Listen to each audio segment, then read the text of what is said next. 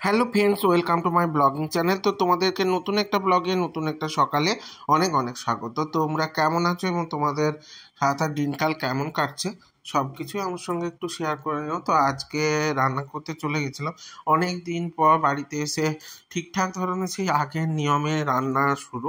তো নিয়ে চলে এসেছিলাম পুঁটি মাছ। পুঁটি মাছ মানে কিন্তু ছোটো মাছ। তো ছোটো মাছের একটা ঝাল হয়, সেটা হচ্ছে সর্ষে বাটা দিয়ে ঝাল। তো তার জন্য আমি কেটে নিয়েছিলাম লম্বা লম্বা করে আলু, পেঁয়াজ কুচানো, টমেটো এবং সর্ষে বাটা। তো প্রথমে আলুটাকে হালকা করে ভেজে নিয়ে তাতে দিয়েছিলাম পেঁয়াজ। পেঁয়াজ একটু কষিয়ে নেওয়ার পর তার মধ্যে দিয়েছিলাম টমেটো। টমেটো দেওয়ার পর দিয়ে দিয়েছি কিন্তু সর্ষে বাটা। তো সর্ষে বাটা দিয়ে একটুখানি জল দিয়ে ভালো করে কষাতে থাকবো, কারণ ভালো করে যদি না কষাও তাহলে কিন্তু এটার একটা স্মেল আসতে পারে। তারপরে দিয়ে দিতে হবে নুন এবং হলুদ। তো ছোটো মাছ কে কে খেতে ভালোবাসো এবং ছোটো মাছে কে কী রান্না করে খাও, আর পুঁটি মাছ কে কে চেনো? অনেকে কিন্তু পুঁটি মাছ চেনেও না ঠিক করে। তো এইসব ছোটো মাছের রান্নাগুলো খেতে ভালো হলেও এগুলো মাছগুলোকে কিন্তু মানে ছাড়ানো খুবই পরিমাণে চাপের, অনেক পরিমাণে টাইম লাগে, যে আর একটা নির্দিষ্ট আটে কাটতে হয়। তো সেটা সবার পক্ষে খুবই চাপের। তো তার জন্য এই মাছগুলো সবাই এড়িয়ে চলে, আমরাও কিছুটা এড়িয়ে চলি।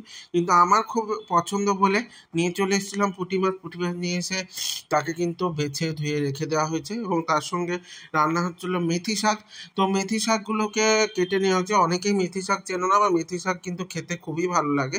তার মধ্যে দেওয়া হয়েছিল আলু, তা বেগুন, মূলো এবং ওলকপি সব দিয়ে কেটে নিয়ে সেগুলোকে কিন্তু প্রথমে তেল দিয়ে তাতে 5 ফোড়ন, শুকনো লঙ্কা, তেজপাতা এবং একটুখানি আদা দিয়ে আমি কিন্তু কষিয়ে নিয়ে তার মধ্যে দিয়ে দিয়েছি সবজিগুলো নিয়ে ভালো করে কষিয়ে নিচ্ছিলাম।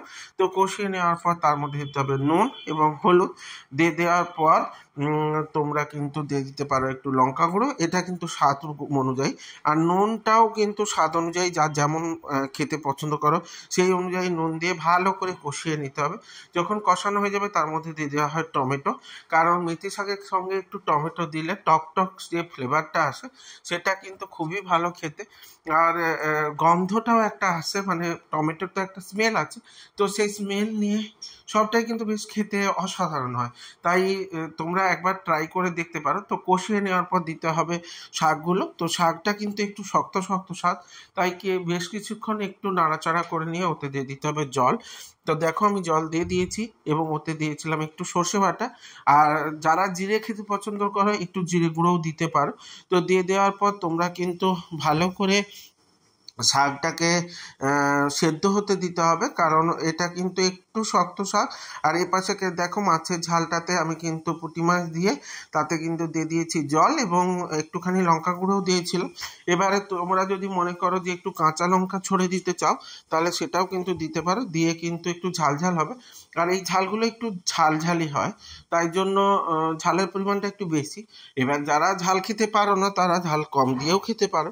তবে রান্নাগুলো একটু পুরোনো দিনের রান্না এবং একটু গ্রামের স্টাইলের রান্না, তো সেক্ষেত্রে তোমরা একবার ট্রাই করে দেখতেই পারো। তো কারা কারা ট্রাই করছো তারা কিন্তু আমাকে জানিও, এবং যারা যারা ট্রাই করে কেমন লাগলো সেটাও কিন্তু আমাকে জানাতে ভুলে যেও না।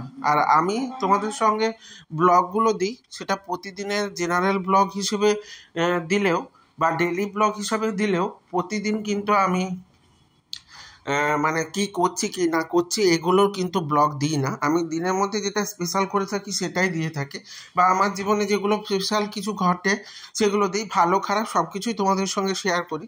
তাই তোমাদের কমেন্টগুলো কিন্তু আমার ক্ষেত্রে প্রচুর পরিমাণে শিরোধার্য।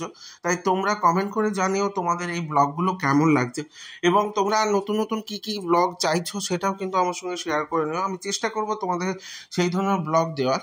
তো অবশ্যই তোমরা মানে যে ব্লগগুলো দেখছো তাতে তোমাদের যেমনই লাগুক সেটা লাইক কমেন্ট শেয়ারের মাধ্যমে জানিও।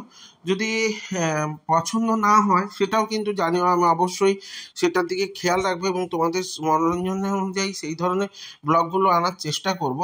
তো যেটাই করো আমার পাশে থেকো, সঙ্গে থেকো, জুড়ে থেকো। আর আমার রান্নাগুলো প্রায় কমপ্লিট হয়ে যাচ্ছে। আমি একটু দিয়ে দিচ্ছি সর্ষের তেল, কাঁচা সর্ষের তেল।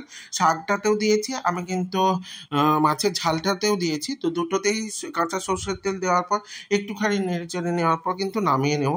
তো দেখা হচ্ছে নতুন একটা ব্লগে, নতুন একটা সকালে। ততক্ষণের জন্য তোমরা সুস্থ থেকো, সঙ্গে থেকো, জুড়ে থেকো, ভালো থেকো। টাটা।